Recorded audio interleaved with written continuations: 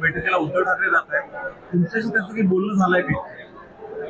हा, आमचं बोलणं झालेलं आहे. त्यांनी असं सांगितलं की या बैठकीमध्ये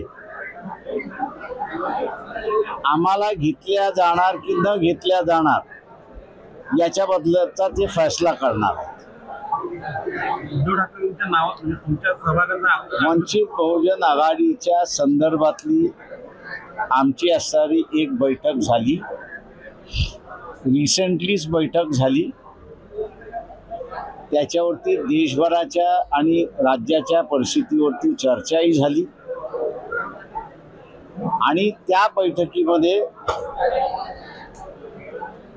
एक भूमिका सुद्धा त्या ठिकाणी घेण्यात आल्या आणि आम्ही त्यांना म्हटलं होतं की एकतर तुम्ही तिथे निर्णय लावून घ्या, म्हणजे आपल्याला इथे निर्णय लावता येईल.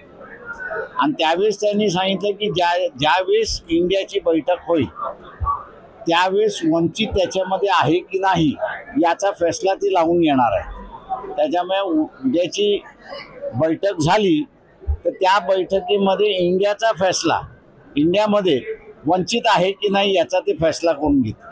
त्यानंतर तुम्ही तुमचे निर्णय घ्यायला मोकळे असणार आहात? आम्ही दोघे मोकळे आहोत. मग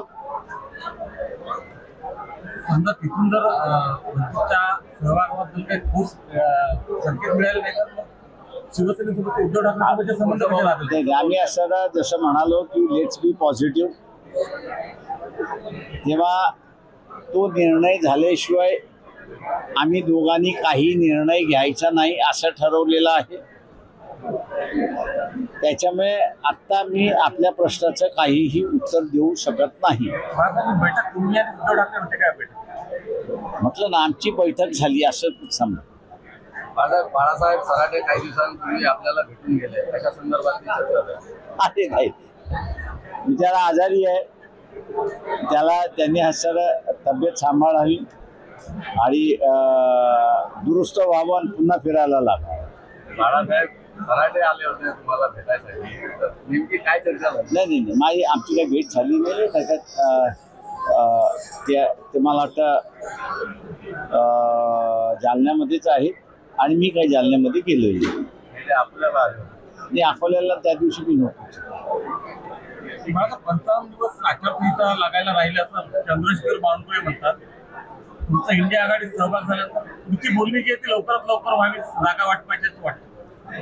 हा, म्हणूनच आम्ही म्हणालो की आत्ता जी बैठक होणार आहे त्या बैठकीमध्ये तुम्ही असं फैसला करून घ्या तिथे. तेव्हा उद्धव स्वतःच म्हणाले की मी स्वतःच त्या बैठकीला हजर राहणार आहे आणि हा मुद्दा काढून तिथे निकाली काढ. 19 नंतर तुमचा आणि उद्धव ठाकरे तुमचा आणि इंडिया आघाडीचं भवितव्य ठरेल. हा, जे आहे ते क्लॅरिटी होऊन जाईल त्याच्यावर.